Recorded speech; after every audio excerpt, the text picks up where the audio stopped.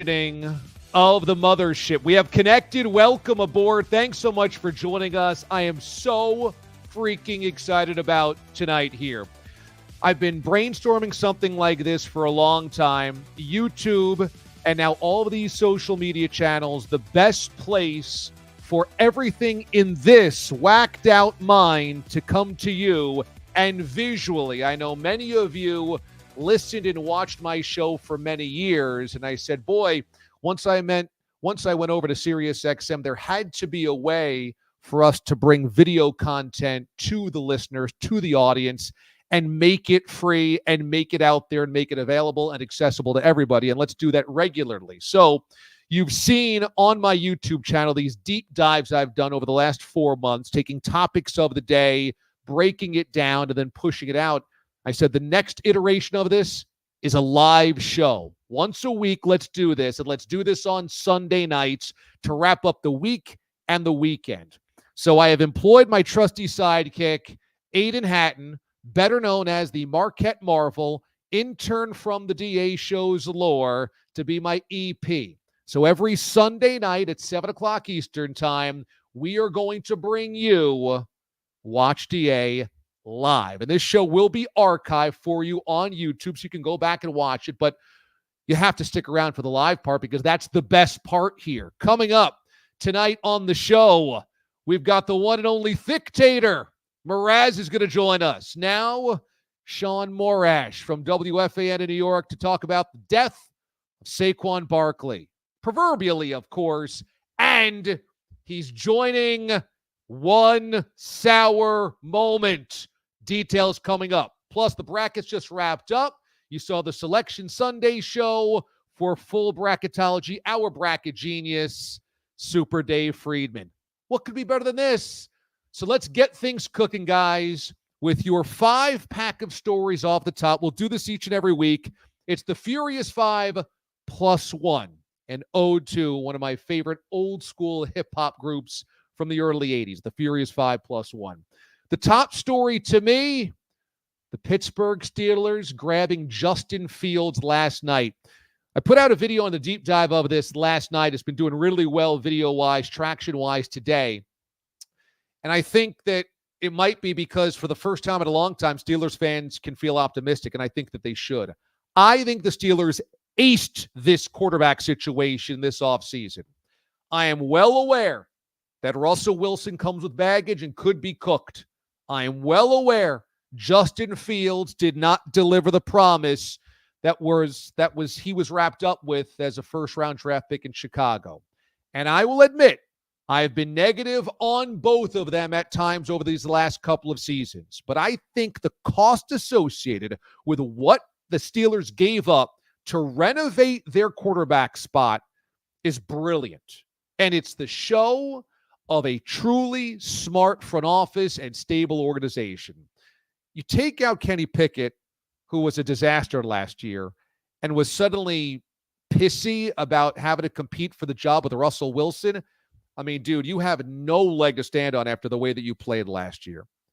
Then you look at Justin Fields, and he's certainly a broken commodity, but you're buying low on both. You're getting the two of these guys for a 6th-round pick that could become a 4 and $1 million+ the veterans minimum. It's dirt cheap. There's no risk here. And if Justin Fields plays more than 51% of the snaps and it becomes a 4, you've only given up a 4th-round draft pick for a guy that became your franchise quarterback this year. Now, maybe after the season, you've got no solutions again, but I'd rather take the risk. This, to me, is a pair of $20 scratch-off tickets that you get for $1 a piece. There's no risk here. And if you win and you win big, man, you nailed it. You've got a great defense. Add Patrick Queen to that defense. He doesn't have to be the leader because you have TJ Watt and Minkah Fitzpatrick already there. You've got a really good head coach, despite what many naysayers might say right now. I still think Tomlin's one of the best in the NFL. A really good ground game. I think you get a good Samaritan Russell Wilson in terms of no ego. I think that Russ knows this is his last good shot. He's got to put all that stuff behind him. He can't be at arm's length in his own office, his own coaching staff. He knows this. I think you have two really good potential solutions. Either a 35-year-old guy that turned back the clock or a 26-year-old guy who's got good football left in him. And if you don't, all right, you've punted on a season and said goodbye to what? Kenny Pickett, who wasn't the answer anyway. I love these two moves, or the series of moves, added with Arthur Smith as the OC in Pittsburgh. All right, next up, story number 2, college basketball. Is it not amazing? This is, to me, the story of college basketball, that it is really, truly a one-month sport. In fact, it's more like a 3-week sport here. But it's amazing to me that college basketball can be rendered so irrelevant throughout the general consciousness for sports fans, and then really pop, really explode when the calendar turns to March. Because if you've been following on social media or watching some of these conference tournaments, certainly over the last 4 days as the big conference tournaments have churned over and we've seen some upsets and great runs, college basketball still has magic, and we don't know anybody in it. I would challenge the general sports fan to name 10 coaches in college basketball. Just 10. There's 300 teams. It's hard. The legends have left. If I spotted you, Izzo and Patino, Self, can you get another 7 to 8 for me? Not easy. The players, I think the top 2 or 3 picks of the draft won't be college basketball players. And yet, how fun have the last 72 hours been? It's just amazing that this sport can be just lying in the weeds for so long. And then, boy, when the conference tournaments hit, it's like, wow, where's this been all my life? And now we've got the tournament ready to go. More on that with our bracket genius, Super Dave, coming up here in just a few minutes. Next up, speaking of the brackets, what's the better storyline going into the brackets? How about NC State or Iowa State? Did you see these two schools this weekend?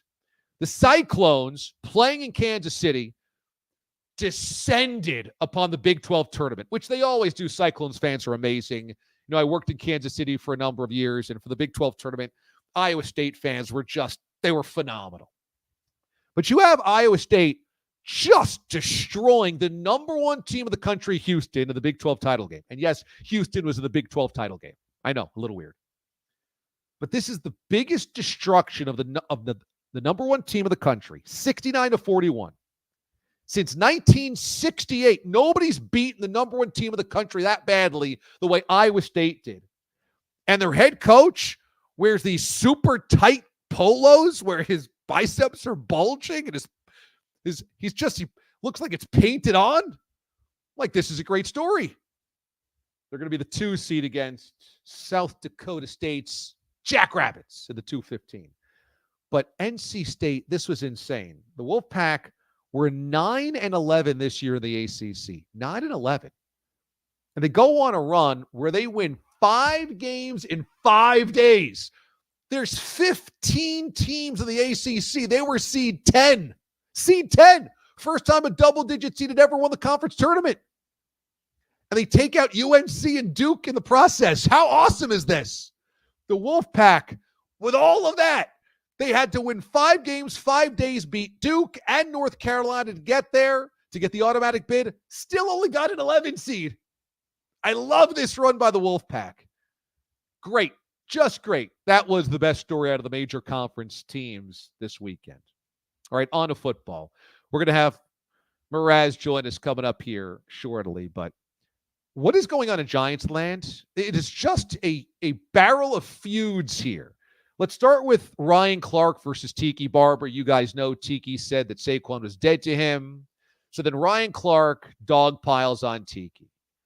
I did a deep dive on this at the end of the week. So I think this came out on Friday, if I'm not mistaken, on YouTube. I just think that Ryan Clark here is so off base, and it's ridiculous. And I'll tell you why. I think Clark's actually really thoughtful on the Pivot podcast. And when he interviews athletes and interviews guests, he's calm, he's composed, he's thoughtful, he's strategic, he's able to get information out of his guests. And it's really hard for a former athlete to do that because they're always so revved up. But he does that, and I admire that. And yet there's the TV Ryan Clark that hyperventilates over everything, gets ahead of himself, and always seems to have to create the news.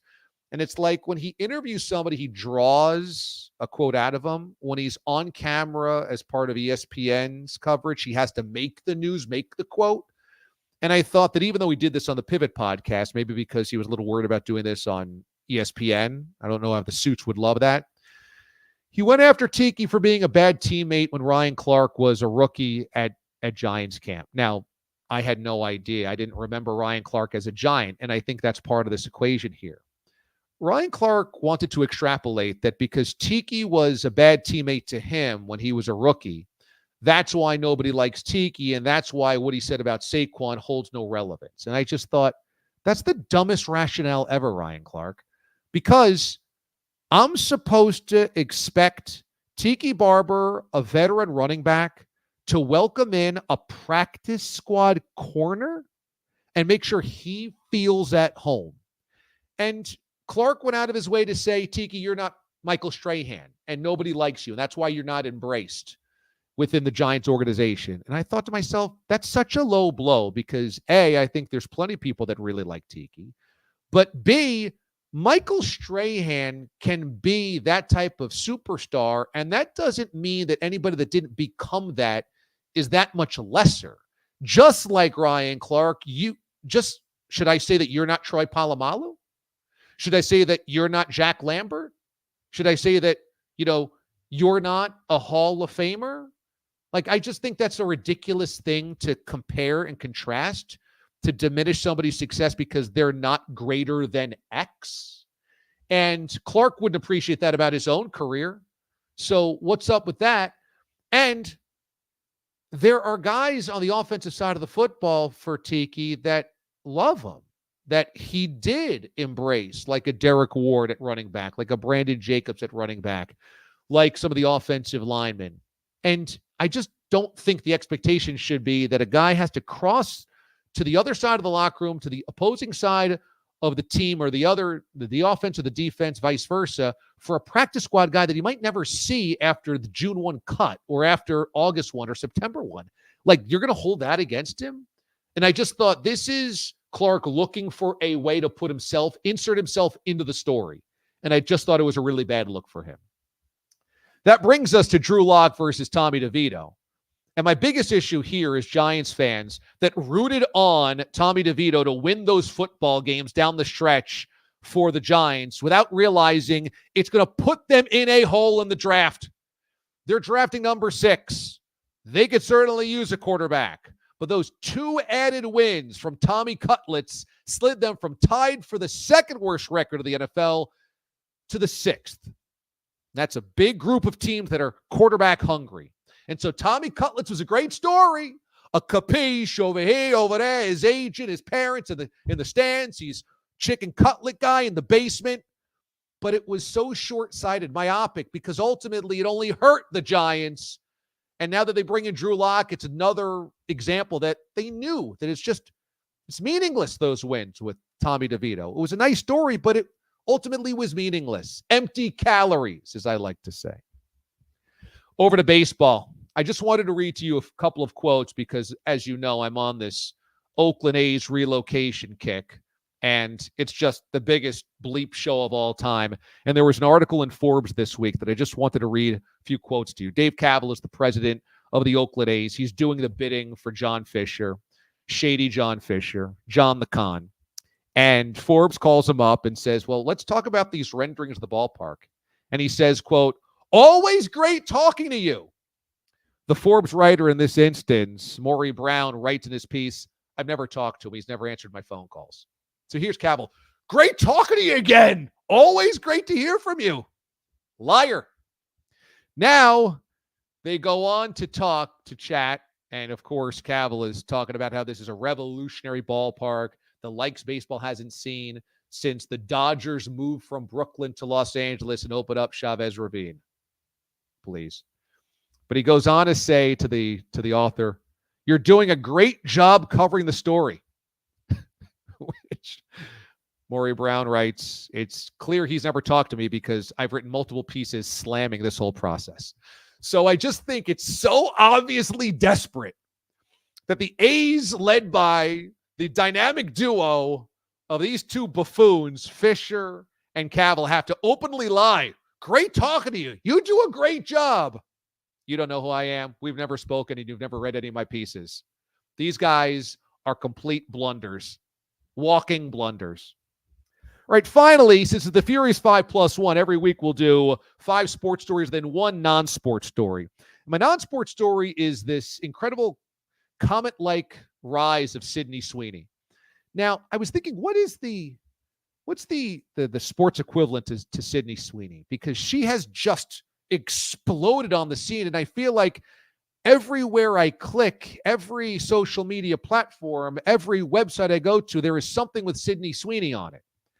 Now, she was in Euphoria, but I still think was very much under the radar. And then it was like suddenly 2024 became the year of Sydney Sweeney. SNL, Fallon, red carpet, Oscars, movie premieres. Every one of her dresses gets picked apart, and she's like the it person. I can't find anything in any feed that doesn't reference Sydney Sweeney every day. And I thought, it's not Linsanity, because that would suggest that she is going to die off in popularity in 2 weeks. I don't think that's happening. I think you know what I'm talking about. I don't think it's Patrick Mahomes, because then I'm supposed to say that Sydney Sweeney is one of the greats of all time. I don't project that necessarily. I think it might be more like Jimmy Garoppolo. Here's why. Garoppolo had the stint in New England, but we didn't really know much about him. That's her stint at Euphoria. And so kind of under the radar, okay, there's something here, but people don't really know much about her. So it's a little mythological of a Jimmy Garoppolo in New England. What is Brady? Brady's keeping him at arm's length. What does Belichick know, etc.? He wins a couple of games, but we don't really know if he's a true franchise guy, but there's a mystique. Then he gets to San Francisco, traded midseason. He takes over on November 26th, 2017.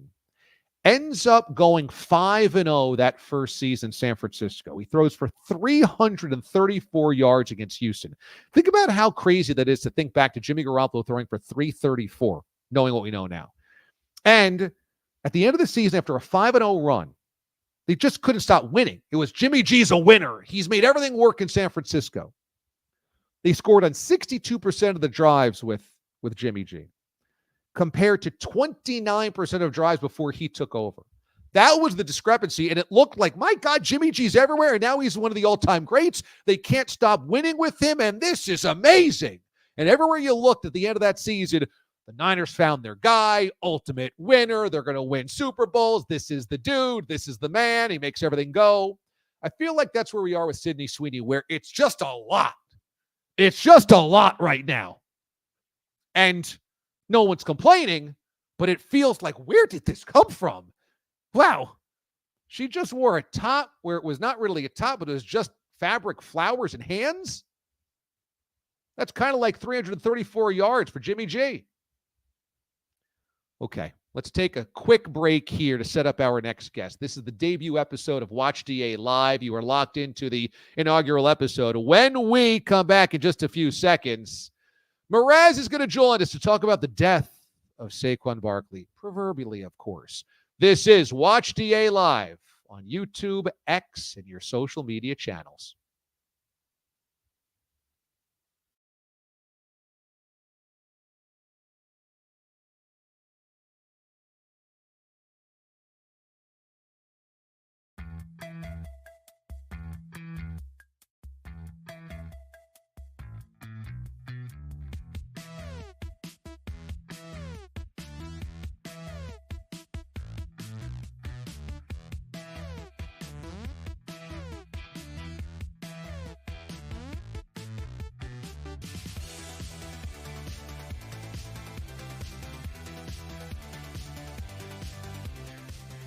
Our first guest to Watch D.A. Live has to be the one and only Thictator, who's dressed in all green, of course, today because he's 100% Irish. His family's off the boat. Mraz, welcome on the St. Paddy's Day. Hello, Damon Amendolara. How are you? Happy St. Paddy's Day. I cannot believe I just sat through A's relocation into Sydney Sweeney as Jimmy Garoppolo.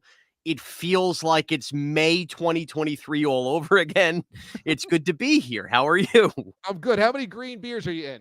I had 7 today. I had 7. We're hanging However, my together last well. one was at about 4:30. So I've already done good. The kids have been up in a bath. So, Shamrock Shaun here has obviously sobered up a little bit. Can I just add on real quickly? I know we're tight on this rundown.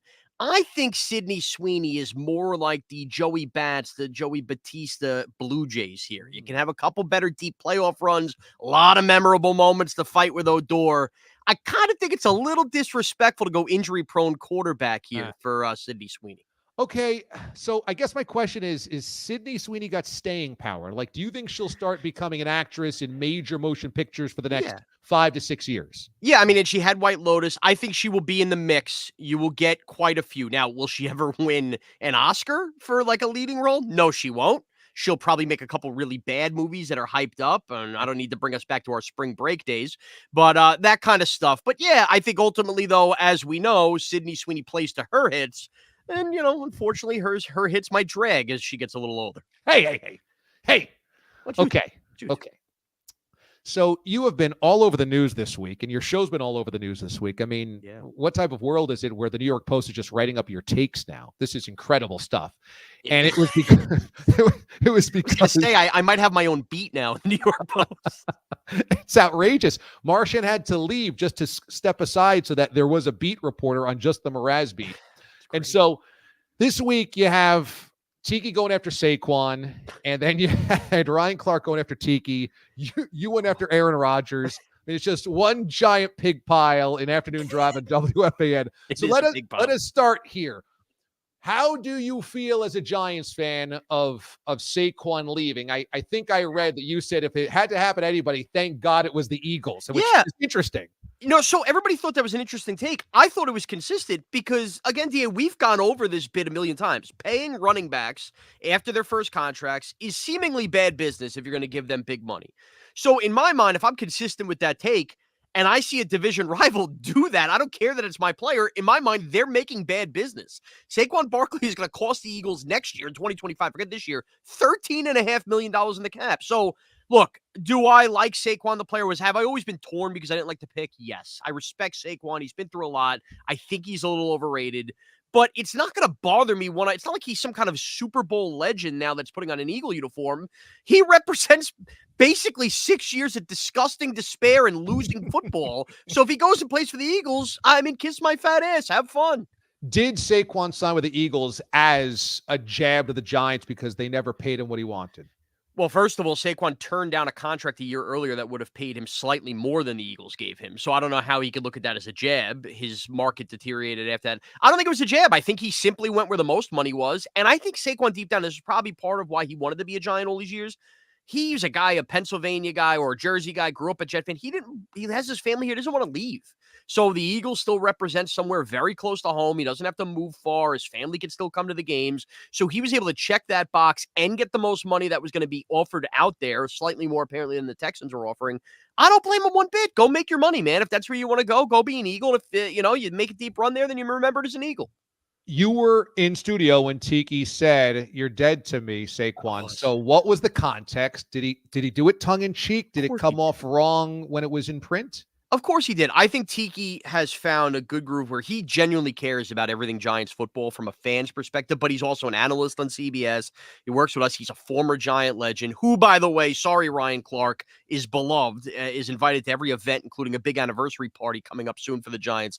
I think that it was very obvious because we talked about it before the show. If this was coming down the pike, Tiki had a little intel that it was definitely going to happen. And it was just the idea of, you're dead to us. But not said in like a vicious way, like obviously, screw you, Saquon. Any Giant that becomes an Eagle, it doesn't matter how legendary you are, we don't care about you anymore. Now you're a Philadelphia Eagle. You're dead to us. And I would think another athlete like Saquon Barkley would see that and understand like, all right, Teak, I get it. Yup, I'm an Eagle. Have fun with it. So he said it. He didn't say it maliciously. He laughed visually, as we saw in the clip. But all it took was a couple aggregated Twitter accounts putting out those printed words. And boy, did people go off and running. And you really got to see who actually listened and watched the clip and who just reads stuff in print. You know me, DA, big reader. Yeah, huge reader. Yeah. Yeah. The Ryan Clark thing, man, I I usually like Ryan Clark, except when he goes really hot takey. This I thought was so off the reservation. I just say you're going to extrapolate from that quote why Tiki's a terrible teammate because he didn't welcome you to a Bible study. That's what he said. Yeah. Rookie. What was your take on that? Because you're alongside Tiki every single day, and Yeah. you read his reaction, and I'm sure you have a reaction too because you know Tiki pretty well. Yeah, and I have a reaction because I was the only Giant fan who remembered that Ryan Clark was a Giant too. So when that first broke, I saw it come across my Twitter before Tiki or Evan did. So I had to listen to my ear. I didn't want to blindside Tiki with the audio and have him react. So little like inside baseball, we went to a break and I listened to it. I was like, wow, this is pretty harsh. So I pulled Tiki and I'm like, look, I don't want to blindside you. If you want to ignore this, this is up to you. But I thought this was kind of out of line. It was the first time in working with Tiki off the air or on the air where I saw like genuine upsetness in his face. Like he was like genuinely bothered, and not bothered like he wanted to fist fight Ryan Clark, bothered by like his heart hurt. Like you could tell this really, really got to him. Tiki, as you know, DA, I mean, we were around him enough at CBS Sports Radio. He is a lot like Ryan Clark in that, like, he's very thoughtful with his words. He's very thoughtful. He thinks about everything before he says it. And I could tell that off the air, like it was like emotionally bothering DA because he really prided himself. And he mentioned Brandon Jacobs and David Deal on being the guy, the veteran with the young guys. So when he sees a guy like this come out and he was, I mean, maybe this backs up Ryan Clark slightly. Tiki barely remembered him as a Giant. Who would? Right. He sees this and he's kind of like, dude, you were a safety. I was in charge of taking all the younger guys out. I could tell it was more like he was dying to pick up the phone and call Ryan Clark and be, instead of really fighting with him, and more like, dude, what are you talking about? And I think that anybody now, Ryan Clark is a powerful voice, as you know, that podcast is popular on ESPN. I think Tiki genuinely thought like, wow, now people who don't know me in the football circles that know Ryan Clark are going to think I'm that dude. And it's just another reputation repair he has to go through that is just, for him, upsetting him. And it sucks because you and I knew Tiki when he didn't know us from a hole in the wall because we were doing overnights and he was doing mornings. So we would cross over at 6 a.m. And from the moment we started, he couldn't have been nicer to us. I mean, he was always down for the cause. We want to do a bit, come on for the show, chit-chat us in the newsroom, laugh at some of the stuff that we did. He was always awesome. So I can't say I know exactly what Tiki was to Ryan Clark or anybody else in 2002 or whatever, but the Tiki that I know has always been awesome to everybody that he's been around inside a newsroom, inside a show, inside a network. So I thought Ryan Clark, that was really out of bounds for him. And that was perfectly said, DA, because look, it's not a football team, but look, I called myself a locker room leader for years on the DA show. But Tiki, generally, it didn't matter if you were a 22-year-old kid just cutting tape in the newsroom or not. Tiki went out of his way to introduce everybody, learn everybody's names, and he was a good veteran as my St. Patrick's Day sunglasses go flying here. So you're now officially a Jets fan agitator because I've leaned in. When the Aaron Rodgers VP story hits, you go, this is the most Jet story of all time, and that is a big headline splashed across the New York Post. By the way, is it not the most Jet story of all time? How is that even a story? By the way, thank you, New York Post, but that shouldn't even be a story that's a Jet story. That's amazing. So now I just see on Twitter, I mean, you are really, of all the agitation that you've provided over the years, Cowboys fans, Eagles fans, Mets fans, Red Sox fans, oh my God, I've never seen anything like this. What is this new character you've created? So it is coming very close that agitating Jet fans is going to pass eating ice cream on my most favorite thing to do list. I just have to own it. I'm not going to sit there and pretend I don't have fun with it. I learned very, very early on when I left you and I was working on the fan, leading into the Rodgers thing, like, wow, these Jet fans are really wound up. They think this is the year. So somebody had to say, are we sure about this? 39-year-old quarterback. And the little nuggets that I started to leave early on in my FAN tenure was like, wow, Jet fans are really emotionally raw. And then, of course, the night Rodgers gets hurt, I hear the news is I'm eating a chicken wing. I put out the video. That was it. From that point, it was all bets were off. I swear to you, I had a bottle of Jameson thrown at me in the parking lot of Jets Giants. As Bob is hobbling behind me, this guy is yelling every F-bomb. My dad is screaming, get back to the bus, get back to the bus. I had that happen. But I've gotten to know Jet fans that know and get the bit, they can appreciate it. But there's a lot of Jet fans where they're easy picking, man. I feel like Tom Hanks in Castaway with the spear and the fish. Whenever there's a good Jet story, I know I got them and I know they'll react. And they're easy picking right now Oh, because they're so emotionally fragile. oh, it's like me at a McDonald's drive-thru with the nuggets. You know I'm getting it. Okay.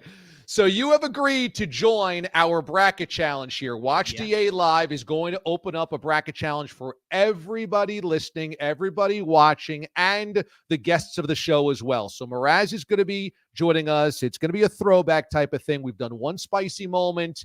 Now we'll do one sour moment. Mraz is in. Pat Boyle is in. Ooh. Bogish is in. I do not have confirmation from Ballad yet. Of course not. Yet. Of But course not. I'm Of course. I mean, isn't that classic Bilotti? Oh, what does this entail? What do I got to do? I'm in a fantasy baseball league, by the way, with him now. He was the hardest person to get the hammer down at draft time. Socialite Pete Bilotti, by the way. Okay. So we're going to do one sour moment. Yeah. Whoever wins this whole bracket challenge, they're getting a bottle of high-end booze. Okay. I'm working on the sponsor itself.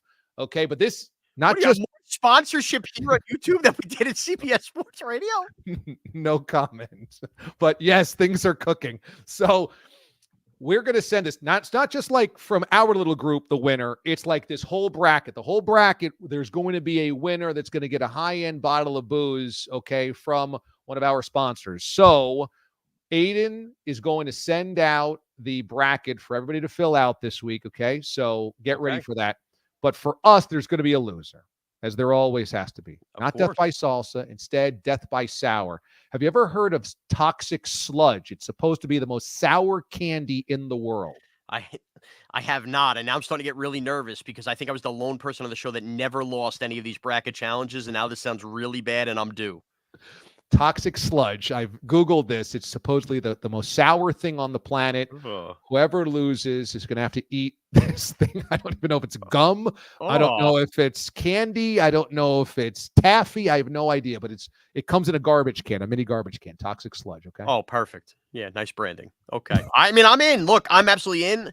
I pray that, and by the way, you know this is why Pete has not answered yet. He's got to look at all the nutrition facts on toxic sludge before committing. But no, if I lose, I'll hammer it out and I'll look like an idiot right here on the Watch DA Live here. I will post this link for the bracket after we're done on the air here. We're going to do some bracketology with Super Dave coming up here shortly. But people are asking, once they heard that you were going to make the first episode here, Watch DA Live, if there's going to be a Bob's Bar, which is our annual party of all listeners coming to your parents' house to hang out at a bar this summer.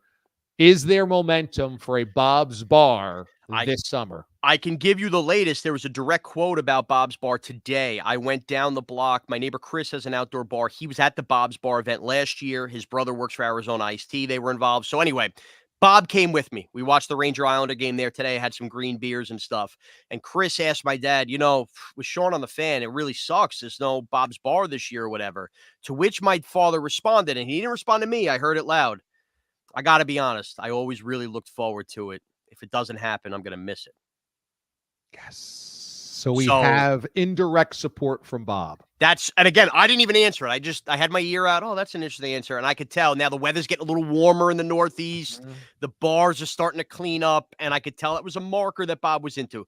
So there is momentum. And I would say the only fear from Nance is going to be all the crazy people that threatened my life that were Jet fans. So we just got to avoid the FAN people. Oh, that's a good point, man. Now you're making things so much harder because we just got to, hate you. And basically put it this way. You got to travel from at least 80 miles away. I think that's going to be the pace. And then you get the secret address. Only if you've driven overnight from Alabama are you allowed to actually show up. Okay, so that being said, as we move closer, usually we do this in mid-June. That's been the new date established after last year.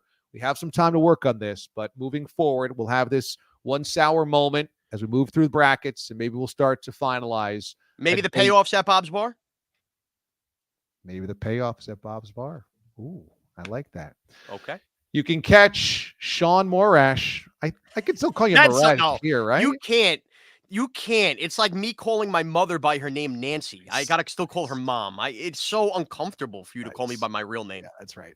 Okay, so Mraz, you can catch him afternoons on WFAN in New York. Check him out if you're outside of the New York area on the Odyssey app. And if you're in the New York area, you can watch him as well on SNY television. That show is simulcast on cable television. So you can watch him dig those fangs, that scepter right inside. Damn right. Fans as he gores them. All right, buddy. Thanks for joining us on this debut episode, man. I'm happy. I can't wait to throw on YouTube and listen to Super Dave because I have no idea what I'm doing with my bracket. I can't. Later. That's it. That's here on the show. When we come back after this very short break, we'll pop up Super Dave for your bracketology next.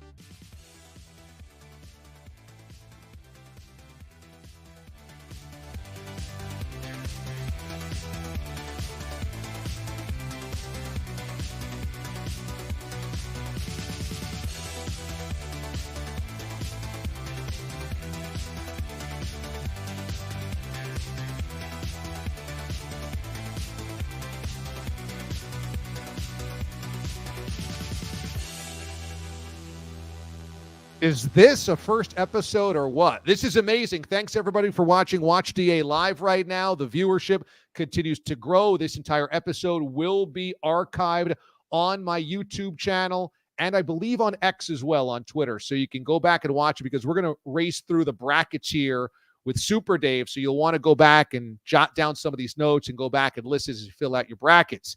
He was the play-by-play voice of the Winthrop Eagles for many, many years. It became a mainstay here on my show as well and incorporated our drops throughout the years in his play-by-play. Now he's moved into the Southern Conference to be their play-by-play lead voice for the entire conference. Joining us here on the show, the master of everything, Super Dave Friedman. Dave, how we doing? I'm great, DA. It's good to see you again. That guy that you had on previously, is he employed these days or he left CBS? I wasn't sure what happened. Read the New York Post. You'll see where he's employed. He's a very popular man these days. Do I see you what? Do I see you wearing your tacos t-shirt that was a clip of a drop from our show? I thought you had to. When in Rome, it's the right time of year. By the way, I don't know who Sydney Sweeney is, but I'm very, very comfortable with Moorhead State head coach Preston Spradlin. That's why we have you here on the show. Google Sydney Sweeney after we're off the air and, check it out. You won't be disappointed. That's April or May for me. Nice. I think once we get beyond the Kentucky Derby, I'll have time. Okay. All right. If you're not making tacos, I don't love you no more. We begin with who got screwed, Dave, out of the brackets. Who got screwed? You know, the Mountain West had this fantastic season, and they end up with two teams in Dayton, Ohio in the play-in game. Maybe the hype isn't right. Maybe the Mountain West isn't as good as the perception, but they get 6 teams in and Colorado State and Boise State have to play their way in. That really surprised me. I thought that it was common thought that this was a really good league this year. They get 6 teams, best league on the West Coast. San Diego State went to the Final Four last year. 2 of those teams kind of held back. That was surprising. What's the most vulnerable 1 seed in the brackets? Yeah, it's a really good question. This is not going to be a popular opinion. I think UConn's bracket is loaded. They very well may be the best team in the country. They may repeat. I think they have arguably the best 2 and the best 3 in their bracket. Auburn is a solid team. San Diego State went to the Final Four last year. It feels like every team that won their conference tournament or was in the Final Four last year is grouped with UConn. Maybe UConn's just better. That's what was the case last year. But I think they have a tough test getting to Phoenix. So did you feel like this regular season will translate to the postseason where so often the 1 seed or the high seeds were knocked off by unranked teams? There seemed to be a lot of upsets of the highest ranked teams this year. Yeah, I mean, the stat was the top 25 teams on the road this year went under 500. So those ranked teams, those best teams were vulnerable when they weren't really, really comfortable or super heavily favored. And then we saw the same thing in the conference tournament. It was like 18 number 1 seeds or something like that lost. So there's no question that there's an opportunity out there for weird things to happen. Now, last year, it was exactly the opposite. A ton of number one seeds won, and then we had like 15 and 16 and 13 seeds advancing, because this year, instead of getting the number one seed in some of those one bid conferences and you get the 3 seed or the 5 seed, does that mean we get less upsets in the first round? I'm not sure. There's some conferences like the Atlantic 10 that I thought was really good this year. Then Duquesne gets in. Do I think Duquesne can win a game? 100% yes. But that would feel very different if it was Richmond. Give me the 5-12 you like. What's the 5-12 upset? I don't love the 12s, but I think Gonzaga is the most vulnerable. McNeese State is not a low major or a mid major. That's Will Wade's team. They won 30 games during the season. It's all NIL. It's a 1-year rental for Will Wade. He'll be at a much, much higher level next year. I mean, he could be at West Virginia or Louisville or Vanderbilt or one of those big time programs, just kind of rehabbing his image. I'm not certain that McNeese isn't every bit as good and maybe better than Gonzaga, but I think there's some of those 13s that are sort of cagey. The 5 seeds are all the seeds that I watch and root for and like. San Diego State and St. Mary's, those are 2 of my favorite teams in the country. And Gonzaga, quite honestly, like, they're probably overseeded. Maybe they should have been more of a 6 or a 7, but they're pretty good. They beat Kentucky 6 weeks ago, and they put it on them. Their non-conference wasn't amazing, but they played a really difficult schedule. Look out for those cagey underdogs. I love that adjective, cagey.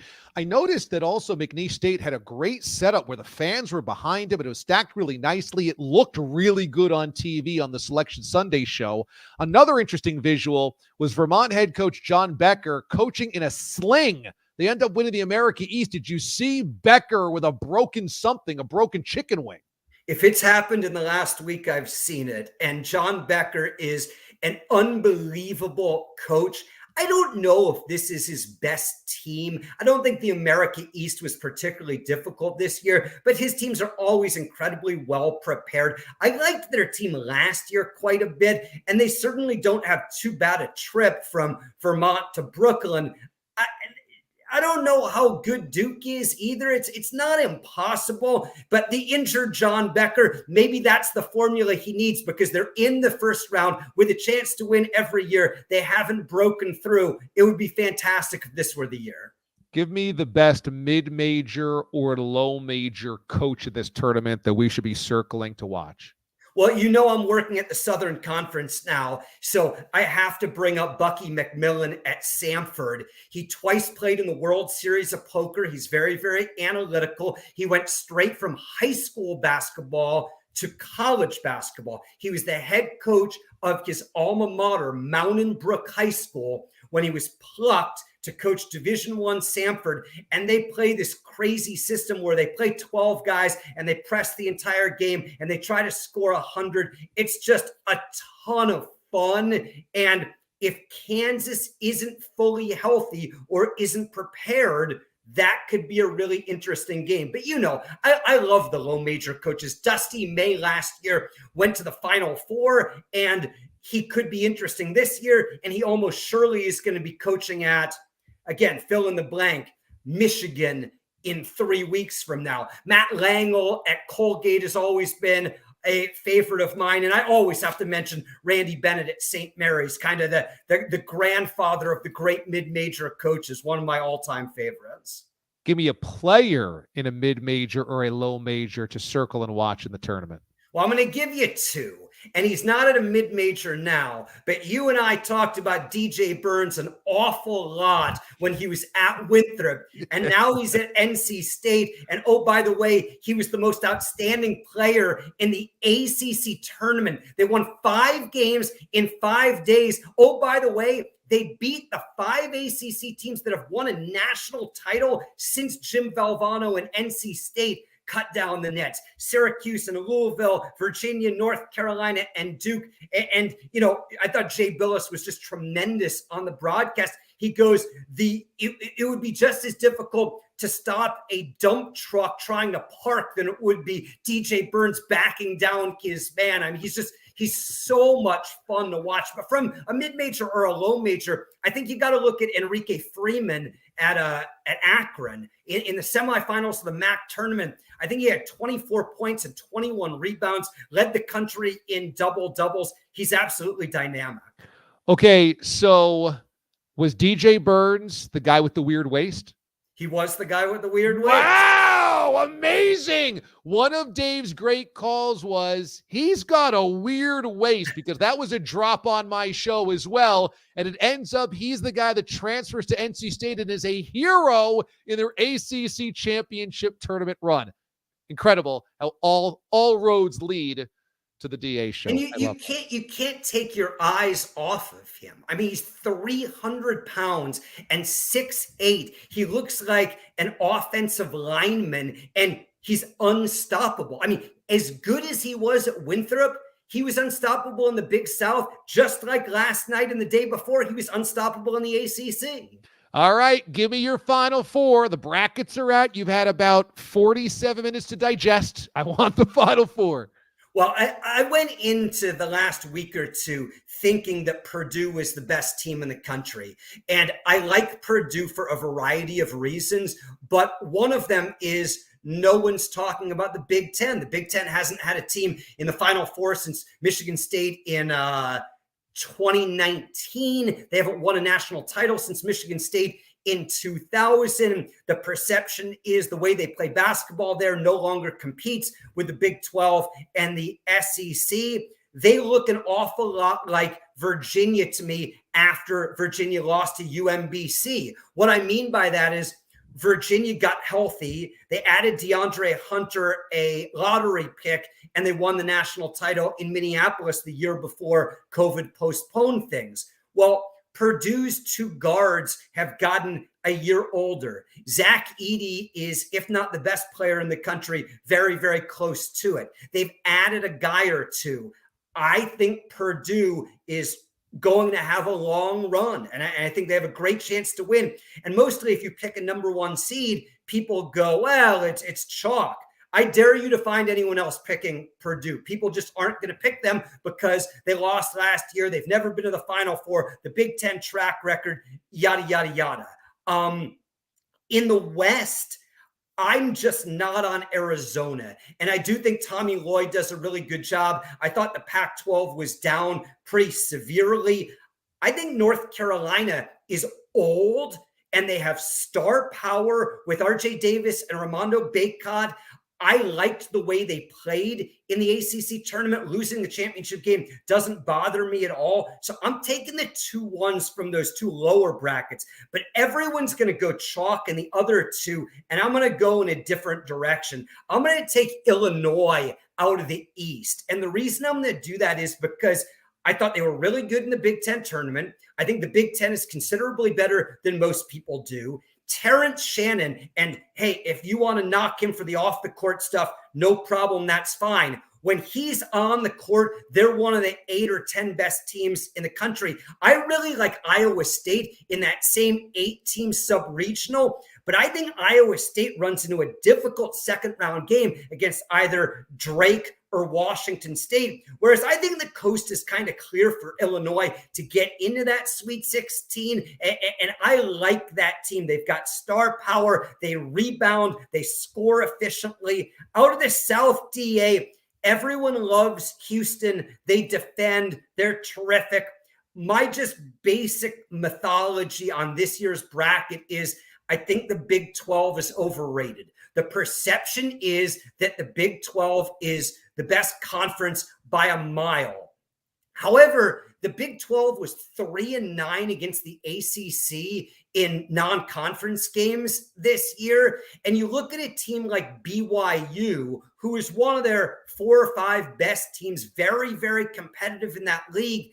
That's a team that year in and year out in the WCC finished third, right? Gonzaga and St. Mary's were always ahead of BYU. So the third best team left the WCC. They moved into the Big 12, and they were what? the fourth best team in the Big 12, the fifth best team in the Big 12. I thought the Big 12 did an incredible job manipulating the net this year. They didn't play particularly good out of conference slate. That meant all of their games in conference, because they blew people out by 30 and 40, became quad one games. I just think they're a little bit overinflated. I'm going to go with Marquette. I think Shaka Smart has it going there. I thought the Big East had a really nice year, and they're going to get Tyler Kolek back, and he's a huge key.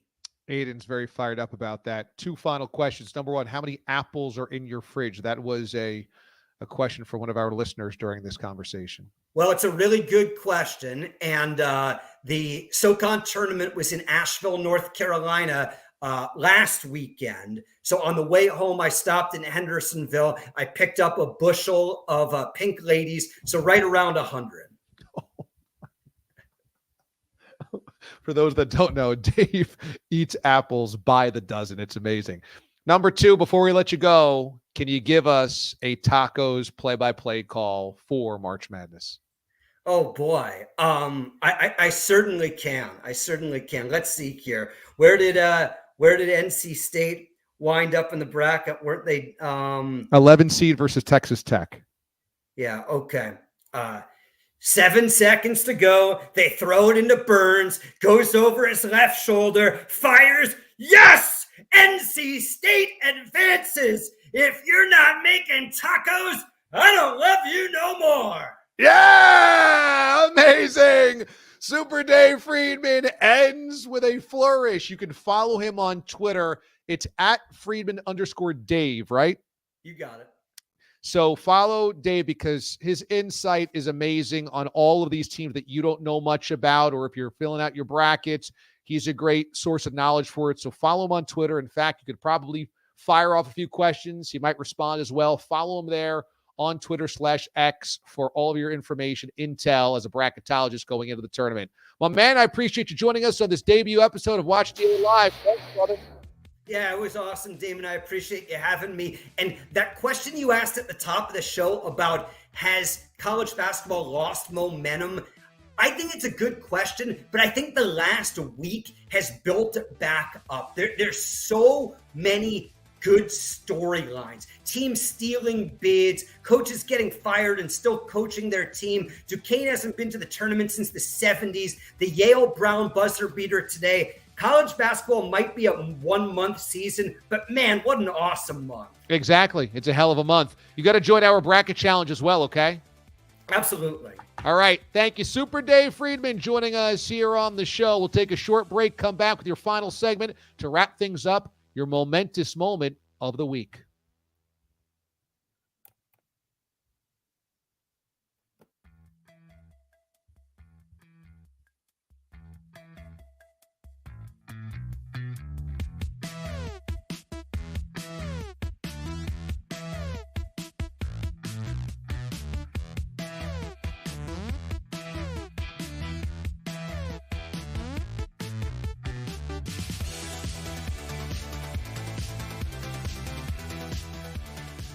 So in honor of my little buddy, little Mo Gabba, we have always had a momentous Monday, a inspiration in sports. And I want to continue that here on this Watch DA live broadcast every Sunday night. And I got my photo of Mo behind me, or behind the camera here, and my bobblehead of him. And he's always with us. And I know that a lot of you guys think about him quite often as well. And you know, he's just a symbol of pushing forward and doing things in the face of adversity and finding ways to better where you've been and leave it better than you found it. And I think that it's a great way to end off my week, and hopefully you guys enjoyed it. It's a great way to end off this show. And so my momentous moment of the week comes to us from Kansas City, where the NWSL's KC Current opened up a brand new stadium. Now, this is notable because it's the first ever in the world professional soccer stadium for a women's team. Nowhere else in the world have they built a stadium just for women's soccer. And I feel like this is really significant, obviously, because a first of anything is significant, but I know that our audience, skews male. Sports talk radio generally does, but we have a lot of females that listen to my show and used to on CBS and now do it at Sirius, that follow along with us on Twitter and on YouTube. And I think it's really cool to honor them by seeing, where they were when they were kids to where now their kids are. And I also know there's a lot of dads out there with daughters that are proud girl dads. And I saw this news. I just thought, boy, with all the news that's out there that feels like, it's depressing or whatnot, you have something that really is inspiring, that the NWSL is successful enough as a women's professional league where they could build this beautiful gleaming stadium downtown, and Sporting Kansas City has its own awesome stadium. It's not even playing there. That's the MLS team. That you can go into a brand new gleaming palace and it's built for women. And if you've got a daughter or you've got a sister or you've got a little girl in your life, a neighbor, a niece, you just know that girl's life is so much different than the one that we grew up in, where that's insane, totally insane. So I saw this and thought, boy, that's a really cool thing. And it looks awesome. So just such a cool dynamic at play where you have two soccer teams in this city and they each, the men and the women, have their own gleaming facility. Pretty cool. I just thought that was pretty cool. And by the way, March is going to be defined by Caitlin Clark, right? I mean, because out of all the tournaments, whether it's the NIT, the men's NCAA, the women's NCAA, the women's NIT, the CBI, if that's still a thing, I don't even know. Everybody wants to watch Caitlin Clark. That's the person that we circle. So pretty cool. I think that's really notable for all of the girl dads that listen, all of the women that listen, all the dads that listen with their daughters, or just everybody that feels like, what, more into the party. I love that idea that the mothership has always been an honor to Parliament Funkadelic about landing a spaceship on stage and inviting everybody into this party. The more the merrier. So very cool for the KC Current.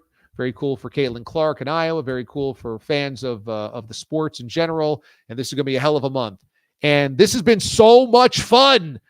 We've done an hour. I thought it was going to be 35 minutes, but it just was rolling. So how about we do this again? Sunday nights, join me here every single week.